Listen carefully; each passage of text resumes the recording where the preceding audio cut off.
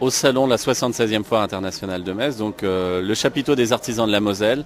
On fait partie avec la Chambre des métiers de l'artisanat de la Moselle de l'un des grands partenaires de cette foire et on est heureux d'avoir et d'accueillir des gens comme vous qui viennent nous voir et qui plébiscitent le travail fait par ces artisans et ces apprentis, puisqu'on le dit souvent, la CMA 57, la Chambre de métiers, n'a pas trop de choses à montrer ici. C'est pas le lieu de conseil, mais c'est plutôt un lieu pour montrer le savoir-faire de nos artisans et de nos apprentis, et c'est pour eux que nous sommes présents sur ces 700 mètres carrés aujourd'hui.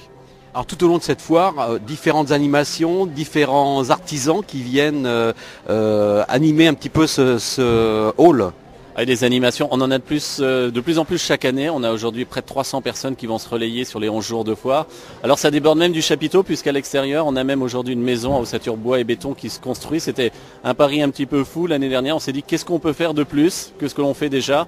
Alors on avait dit on va faire plus d'animations, on en fera 3 par jour au lieu de 2 par jour. Et on s'est dit allez tiens, on va construire une maison. Et ce qui au départ était un gag, finalement est un pari tenu, puisque ça fait maintenant 5-6 mois qu'on travaille avec la Chambre syndicale des architectes, la Fédération du bâtiment de la Moselle et la CAPEB 57, avec le syndicat des installateurs électriciens aussi qui va mettre en lumière tout ça. Et tous ces acteurs, près d'une centaine de personnes, depuis 10 jours, enfin depuis le début de la foire, mais ça va durer 10 jours, vont réussir à construire cette maison à l'extérieur du chapiteau de la Chambre des métiers. Alors cette Chambre des métiers, c'est également valoriser l'apprentissage.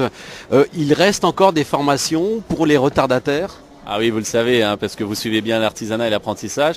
C'est vrai qu'il y a beaucoup de place dans l'apprentissage. Il faut aussi inciter les chefs d'entreprise à former ces jeunes, parce que c'est quelque chose qui est important. Mais si vous faites le tour de ce chapiteau, vous en rendrez compte par vous-même. D'ailleurs, on les a identifiés avec des casquettes au slogan de notre dernière campagne de l'apprentissage. C'est pour montrer que les apprentis font part entière de l'entreprise artisanale. Ils sont aux côtés ici de chefs d'entreprise, aux côtés de retraités de l'artisanat qui jouent le jeu aussi durant cette foire. On a vraiment quelque chose de transgénérationnel et qui fait finalement la force de l'artisanat en Moselle et ailleurs. Alors ces artisans de Moselle ont un nouveau président cette année. Il y a eu un passage de main et de témoins.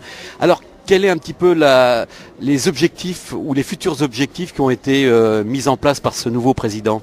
Alors les objectifs, c'est déjà de travailler dans la continuité de l'offre de service que l'on proposait, puisque c'est une offre de service, on ne va pas tout révolutionner. C'est vrai que l'ancien président et ses élus avaient déjà mis en place une offre de service qui était intéressante. Aujourd'hui, le souci, c'est de pérenniser cette offre de service et de la mettre au goût du jour par rapport aux attentes des artisans. Ce qui est important pour nous, c'est de faire un baromètre des attentes des artisans et finalement de répondre à ce dont ils ont besoin dans leur entreprise, pas mettre nous en place des actions qui nous semblent intéressantes, mettre en place des actions qui sont intéressantes pour les artisans, que ce soit sur le développement durable, les nouvelles technologies, l'aide à l'emploi, l'aide au soutien à l'accompagnement des entreprises. Toutes ces choses-là sont aujourd'hui des objectifs qui vont faire la mandature de Christian Nozel et de son équipe. Alors l'innovation, vous en parliez tout de suite, il y a des choses originales qui se passent en Moselle aujourd'hui ? L'innovation, on la voit surtout actuellement sur les professionnels du bâtiment. On avait de la ouate de cellulose hier qui a été présentée. La ouate de cellulose, c'est quelque chose qui vient du Canada, qui n'est pas forcément très connu encore en France. Mais sur les métiers du bâtiment, sur les toitures végétalisées, toutes ces choses-là qui sont présentées aujourd'hui, on est vraiment dans l'innovation. Après, l'innovation peut être aussi sur des métiers comme le recyclage des déchets. Qu'est-ce qu'on fait des déchets dans une entreprise ? Donc l'innovation passe par toutes ces voies-là. Et l'innovation dans les métiers de la bouche, c'est la créativité. C'est-à-dire travailler des nouvelles saveurs, associer du sucré et du salé.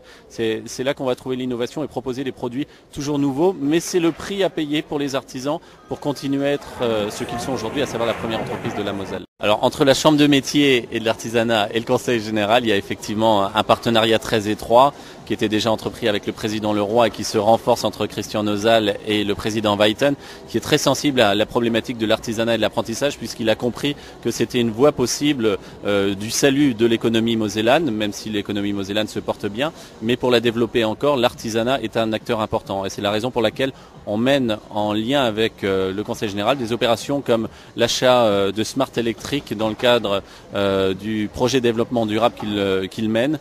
En association avec eux, on a fait l'acquisition pour la compagnie consulaire de 4 véhicules électriques afin de participer justement à cet objectif de préserver l'avenir de nos futures générations. Et on le voit aussi dans le cadre du bâtiment BDI, bâtiment intelligent. Le chantier dont je vous parlais tout à l'heure, qui est construit dehors, prend en compte aussi des prérogatives en termes de développement durable. Et c'est la raison pour laquelle le président Biden sera présent présent dans ce chapiteau dimanche 9 à 11h avec l'ensemble des acteurs. On va faire une photo de famille avec plus d'une centaine de personnes pour bien montrer la mobilisation qui est la sienne sur la 76e foire internationale aux côtés des artisans. Alors non seulement donc on voit cette maison se construire jour après jour, mais également chaque jour il y a des animations différentes. Pour en savoir plus, il y a un lieu où on peut aller voir un peu ce qui se passe. Alors on l'évoquait effectivement tout à l'heure. Alors sur l'entrée de nos chapiteaux, vous pouvez voir le programme sur les 10 jours qui est affiché. C'est quelque chose qu'on a souhaité apporter en termes d'information pour les visiteurs de la foire. Et puis si on est chez soi et que l'on veut préparer sa visite à la foire, on renvoie vers notre site internet www.cma-moselle.fr.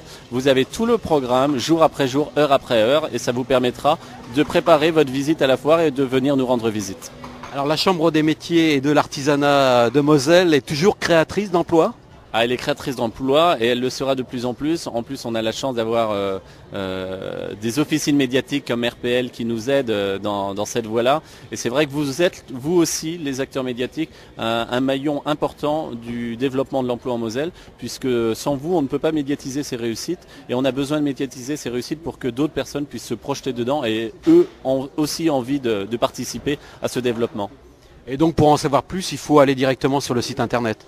Sur le site internet, et si vous avez une problématique par rapport à la création reprise, si vous voulez lancer dans l'artisanat ou avoir un jeune qui se lance dans l'apprentissage, allez aussi sur nos pôles des métiers qui sont situés à Metz, Forbach, Thionville, Sarreguemines et Sarrebourg, en dehors de la foire. On accueille du lundi au vendredi toutes les personnes qui souhaitent être informées. On se rend aussi dans les entreprises et on essaye de faire un certain nombre de salons justement pour promouvoir l'artisanat.